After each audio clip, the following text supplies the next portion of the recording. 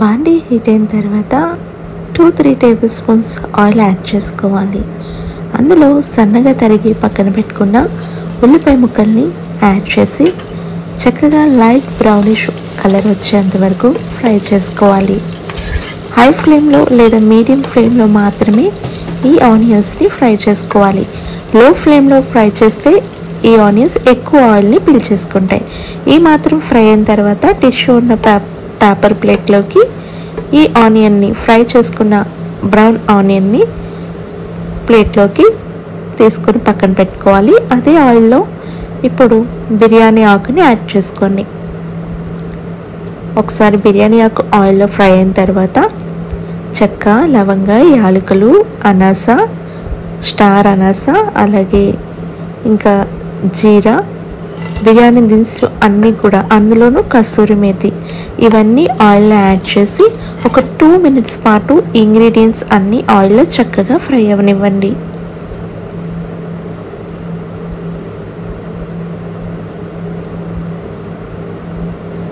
ఒక 2 మినిట్స్ పాటు చక్కగా ఆయిల్లో ఈ దినుసులన్నీ ఫ్రై అయితే మంచి టేస్ట్ వస్తుంది బిర్యానీకి. ఆ తర్వాత ఆల్రెడీ పక్కన పెట్టి మ్యాగ్నేట్ చేసుకున్న చికెన్ పీసెస్ని ఇందులో యాడ్ చేసుకోండి. ఉప్పు, కారం, పసుపు, ధనియా పౌడర్, గరం మసాలా యాడ్ చేసి ఒక 10 మినిట్స్ ముందు ఇలా మ్యాగ్నేట్ చేసి పెట్టుకున్న చికెన్ పీసెస్ని ఇప్పుడు బాండీలో యాడ్ చేసుకొని ఒకసారి కలుపుకోండి.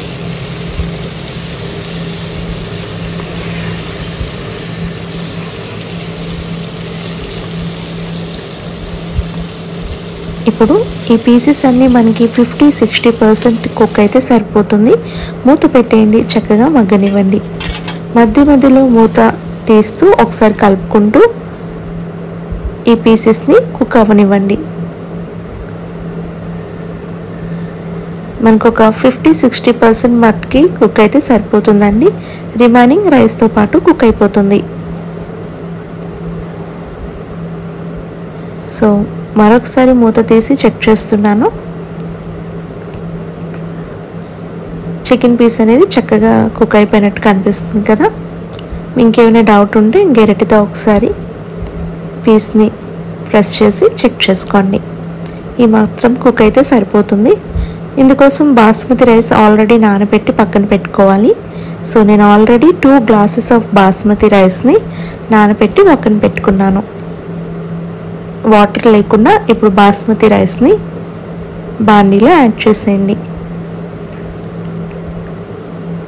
రైస్ వేసిన తర్వాత ఒకసారి ముక్కలు అంటే చికెన్ పీసెస్ అలాగే రైస్ చక్కగా కలిసేటట్టు ఒకసారి కలుపుకోండి.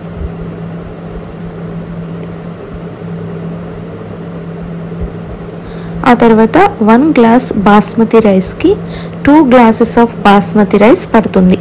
నేను ఇక్కడ 2 గ్లాసెస్ ఆఫ్ బాస్మతి రైస్ తీసుకున్నాను కాబట్టి నేను 4 గ్లాసెస్ ఆఫ్ వాటర్ని యాడ్ చేస్తున్నాను.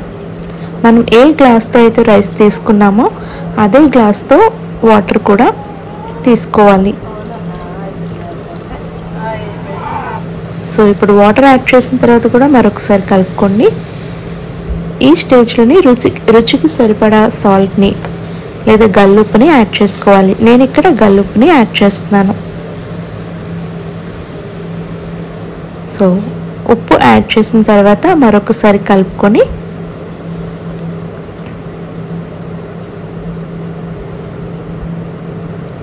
మూత పెట్టేయండి, చక్కగా కుక్ అవ్వనివ్వండి. మరీ హై ఫ్లేమ్ మరీ లో ఫ్లేమ్ కాకుండా మీడియం ఫ్లేమ్లో కుక్ చేసుకోండి. నేను ఒక 5 మినిట్స్ తర్వాత మూత తీసి చూస్తున్నాను.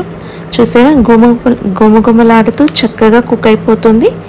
సో మూత పెట్టేయండి, మధ్యలో గరిటె యూస్ చేయకండి. నేను మూత పెట్టి మరో 5 మినిట్స్ తర్వాత ఓపెన్ చేశాను. ఇప్పుడు ఫైనల్గా వాటర్ కంటెంట్ ఎంత ఉందనేది రైస్ పక్క నుంచి తీసి చెక్ చేసుకుంటున్నాను. సో ఈ మాత్రం కుక్ అయితే సరిపోతుంది. ఇప్పుడు మనం ఫస్ట్ ఫ్రై చేసి పెట్టుకున్న బ్రౌన్ ఆనియన్స్ని చక్కగా బిర్యానీ పైన అరేంజ్ చేసేసి మూత పెట్టేయడమే. ఒక 5 మినిట్స్ మూత తీయకుండా అలా మగ్గనిచ్చిన తర్వాత సర్వ్ చేసుకుంటే సూపర్ ఎమ్మీగా ఉండే మంచి స్పైసీ చికెన్ బిర్యానీ రెడీ అయిపోతుంది. సో సింపుల్గా ఇలా ట్రై చేసి చూడండి.